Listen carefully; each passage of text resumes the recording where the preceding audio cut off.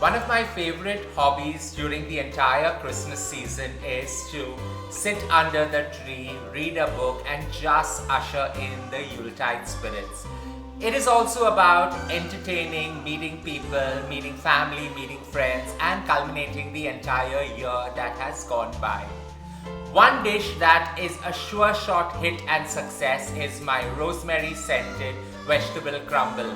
A single pot wonder that can be done and in a jiffy, so you do not have to waste time while entertaining.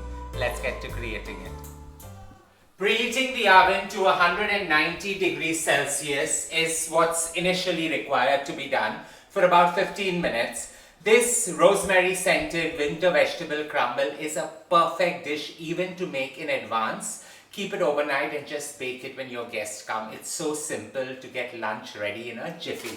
So to start off, I've taken the largest possible cast iron skillet that I own, and we're just going to grill all the vegetables in sequence but in the same pan at the same time.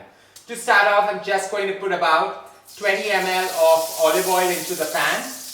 Allow it to get nice and hot before grilling some zucchini and some squash. So here I've got about 2 zucchinis that I've sliced into 1 centimeter roundels and just layer them in the pan.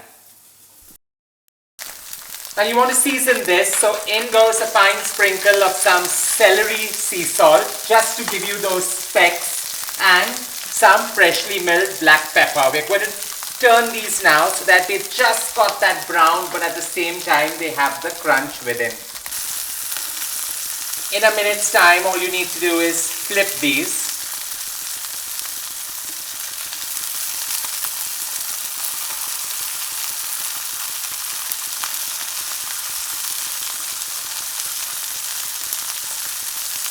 And store them on the side. So this is the trick of using the largest possible skillet so that they brown with the heat of the peripheral of the pan out here.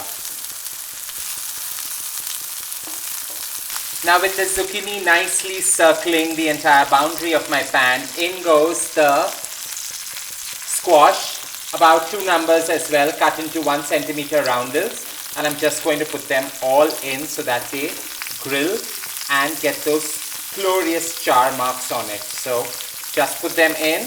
You can add extra olive oil out here if you want, or just allow it to char and absorb all the sharp flavors that it brings to this.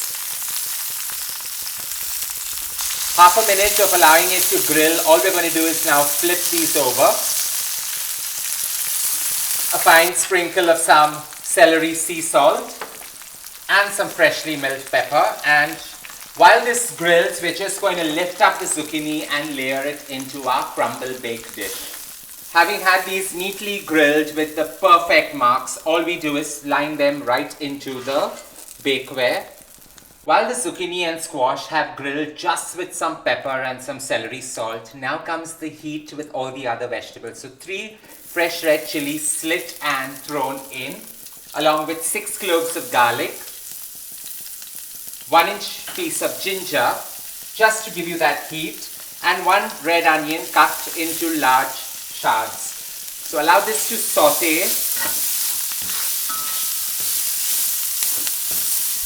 You just want the onions to get that luscious pink color, not burning them. In goes 1 yellow pepper that I've cut into triangles, 1 red pepper that I've cut into triangles, and 1 green pepper cut into triangles, and this gives you that wintry Christmas color contrast bang into the dish. So saute all these peppers on the highest possible flame till they get that char and scent this gorgeous creation.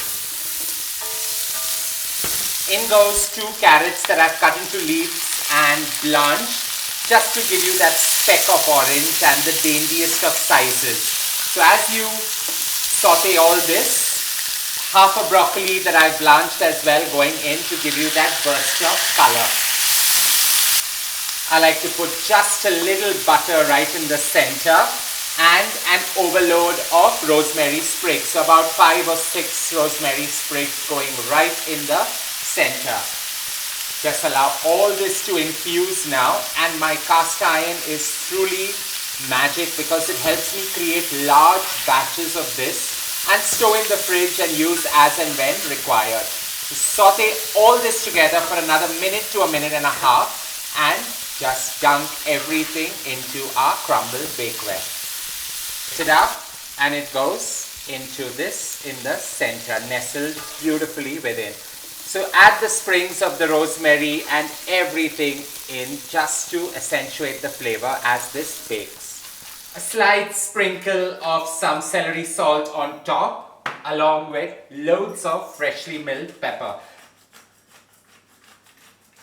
Now you want a slight liquid into this crumble which is soft and gooey below with the perfect crunch on top. So here comes my tomato sauce that's an all-time savior and always kept in the fridge. I'm using just about 150 to 200 ml of this chunky sauce that I always have in the fridge just to give it that little consistency and smoothness in this gorgeous crumble. So drizzle that on top. And now comes the fun part of creating the crumble dough that goes on top. Out here I've got 150 grams of refined flour going into a bowl.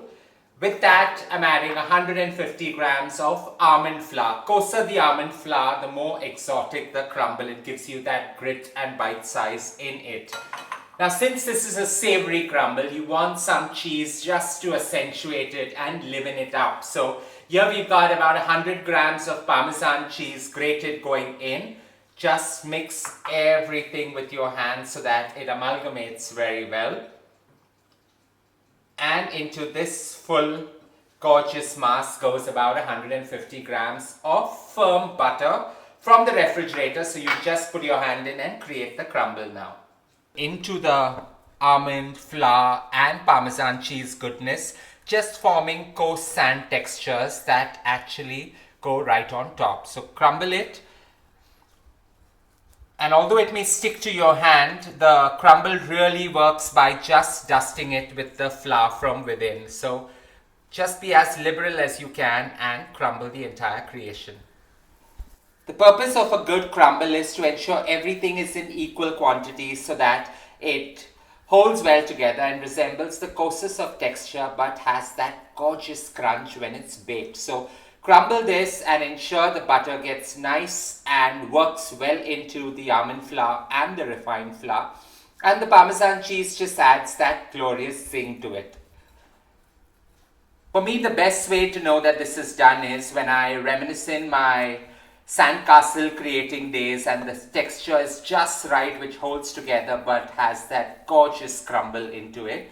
It's time to top this right on top. So this is how it should look, as crumbly and as coarse as a texture.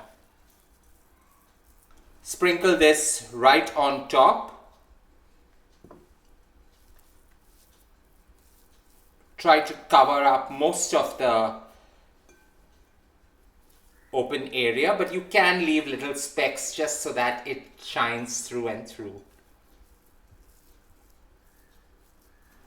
Usually this is the stage where you either chill it and put it into the fridge and use it as and when required, or like me, bake it in a preheated oven at 190 degrees Celsius for just about 35 minutes till it gets that glorious crusty golden brown color on top.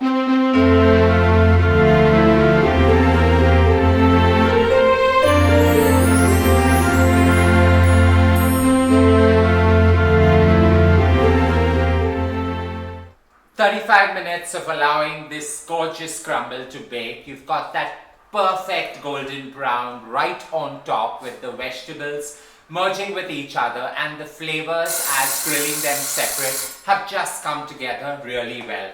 All we need to do now is switch off the oven and take this out. This is ready to be enjoyed for a perfect luncheon when meeting with friends or family.